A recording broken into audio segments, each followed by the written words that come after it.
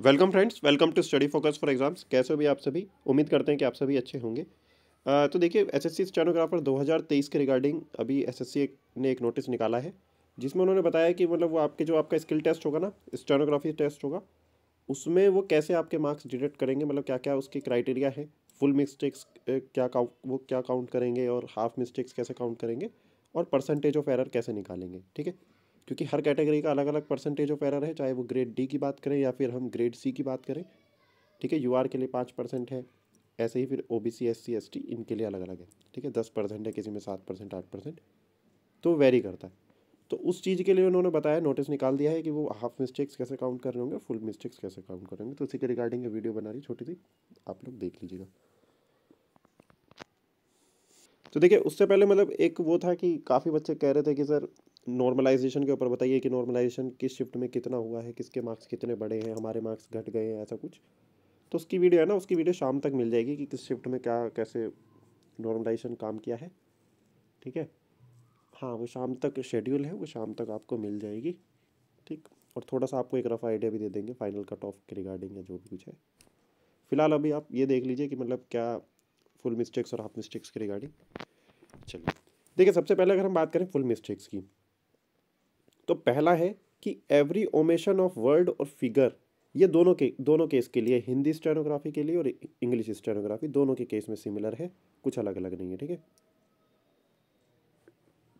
Every omission of a word or figure in case a group of words is omitted mark as many mistakes as the actual number of words omitted.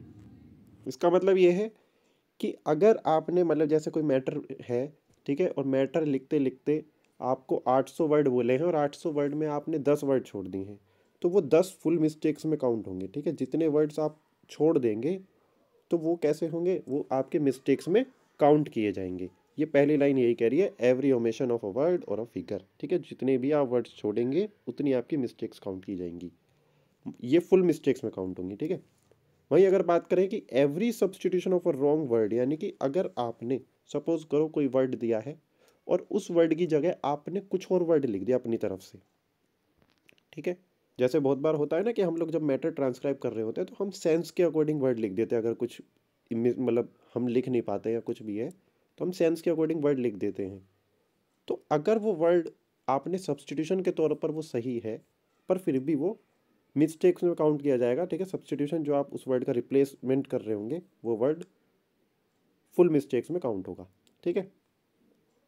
वहीं अगर बात करें, तीसरा जो है, every addition of a word or figure of a group of words or figures not occurring in the dictated passage. यानी कि कोई पैसेज आपसे मतलब बोला, मतलब वो दोनों एक तरह से सेम ही है, कि अगर जो पैसेज में वर्ड नहीं बोला और आपने उनसे अलग कोई वर्ड लिख दिया है तो वो मिस्टेक्स में काउंट होगा, ठीक है, फुल मिस्टेक्स में। वहीं दूसरा क्या है, हाफ मिस्टेक्स देख लेते हैं। हाफ मिस्टेक्स का ये है कि अगर आपने रॉन्ग स्पेलिंग लिख दी है, ठीक है, स्पेलिंग के मार्क्स पूरे नहीं कटते हैं, हाफ मिस्टेक्स में काउंट होगा, ठीक है।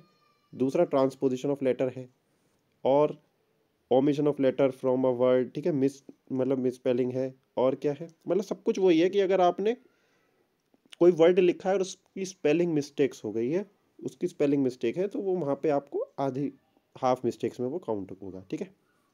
वहीं यूजिंग सिंगुलर और plural noun and vice versa, यानी कि अगर आपको नाउन आपने सिंगुलर और प्लूरल यूज़ कर दिया है, जैसे हिंदी में बात करें वहाँ पे बोला वस्तु और आपने लिख दिया वस्तुएं, है ना, कुछ इस तरीके से लिख दिया है, ठीक है। या फिर आपने मतलब जैसे इंग्लिश में अगर कार्स बोला है, कार्स लिख दिया, तो मतलब वो नाउन मतलब सिंगुलर और प्लूरल में भी आपको वो हाफ मिस्टेक्स काउंट की जाएंगी, ठीक है। ऐसा नहीं है कि फुल मिस्टेक्स काउंट की जाएंगी, वो हाफ मिस्टेक्स में काउंट होगा। तीसरा, अब ये डाउट बहुत रहता है कि सर जो सेंटेंस स्टार्ट करना चाहिए वो स्मॉल लेटर से हो या आपके कैपिटल लेटर से हो। तो देखिए, वो कैपिटल लेटर से हो। अब ये चीज़ें कहाँ देखने को मिलेंगी, इंग्लिश में मिलेंगी, है ना। तो use of small letter at the beginning of a sentence, जब इंग्लिश में अगर आपने बाई चांस कोई सेंटेंस स्टार्ट कर रहे हो और आपने स्मॉल लेटर से ही शुरू कर दिया तो वो हाफ मिस्टेक्स में काउंट होगा, ठीक, ना कि फुल मिस्टेक्स में। अब ऐसा कुछ हिंदी वालों के लिए तो नहीं होता, पर हाँ जैसे आप नई लाइन से लिखेंगे वो तो नॉर्मल है, हिंदी में तो ऐसा कुछ खास है नहीं, ठीक है। फिर ये आगे इन्होंने देखे वो बोला है, more than one error in a single word all the errors are counted but the total mistakes counted in a single word. यानी कि अगर बाई चांस किसी सिंगल वर्ड में आपने ज़्यादा एरर कर दिया तो वो उसी हिसाब से वो हाफ मिस्टेक्स को काउंट कर रहे होंगे, ठीक है। ऐसा कुछ खास नहीं है। अब देखिए इन्होंने साफ बोला है कि अगर बाई चांस किसी में मतलब which can be spelled written in more than one form, यानी कि ऐसे बहुत सारे वर्ड्स हैं जिसे हम एक से ज़्यादा तरीके से लिख सकते हैं, जैसे इन्होंने एग्जाम्पल भी दिया हुआ है। For example the word honourable, बहुत बार क्या होता है हम ऐसे भी लिख देते हैं, ऐसे भी लिख देते हैं, ऐसे भी लिखते हैं, ऐसे भी लिखते हैं, ठीक है, या फिर ऐसे का लिख के भी छोड़ देते हैं। तो इन्होंने बोला है कि ये सारे वर्ड्स कैसे हैं, ठीक होंगे, ठीक माने जाएंगे, इसकी कोई गलती नहीं होंगी, ठीक है। अब ये कह रहे हैं कि candidates are not penalised for any types of error or mistakes other than those described above. अब देखिए ये लाइन अपने आप में बहुत इंपॉर्टेंट है, क्योंकि आपको बहुत सारे डाउट हो जाएंगे कि सर हम स्पेस देंगे, मतलब वो तो खैर नॉर्मल है कि आप नया पैराग्राफ स्टार्ट कर रहे हैं तो आपको स्पेस देना है, कॉमा अगर आप लगा सकते हैं तो लगाइए, बहुत अच्छी बात है, आपको पता है, आपको आइडिया लग रहा है तो आप लगाइए। परंतु आप अगर बाई चांस नहीं भी लगा पा रहे हैं, आपको नहीं पता चल रहा और एक दो कॉमा आप यूज़ नहीं कर पाए, तो उसकी मिस्टेक्स काउंट नहीं होंगी, ठीक है। ये इन्होंने साफ बोल दिया है कि candidates are not penalised for any type of errors और mistakes other than those described, यानी कि ऊपर जो लिखे उनसे अलग कुछ भी नहीं होगा। अब ये सेम हिंदी वालों के लिए भी, जी हाँ बिल्कुल हिंदी वालों के लिए इन्होंने बोला the above guidelines will be valid for Hindi stenography skill test also. ये सेम रहेगा इंग्लिश और हिंदी दोनों के लिए, ठीक है। हालांकि कॉमा वगैरह का आइडिया जब आप मैटर लिखते हो तो उसका तो आइडिया आपको लग ही जाता है ना, वो थोड़ा ब्रेक मतलब गैप लेते हैं बीच में कुछ सेकंड का, तो वहाँ से आपको आइडिया लग जाएगा, ठीक। फिर इन्होंने बताया कि method of calculation of mistakes, कैसे कि percentage of error full mistakes plus half mistakes by 2 multiply 100 number of words in the master passage. जैसे सपोज करो मास्टर पैसेज ग्रेड सी की अगर हम बात कर रहे हैं तो 1000 होते हैं, ठीक है। ग्रेड डी की बात करें तो 800 वर्ड होते हैं, हालांकि 800 से थोड़ा किसी कई बार ज़्यादा भी होते हैं, कई बार कम भी होते हैं, ठीक है।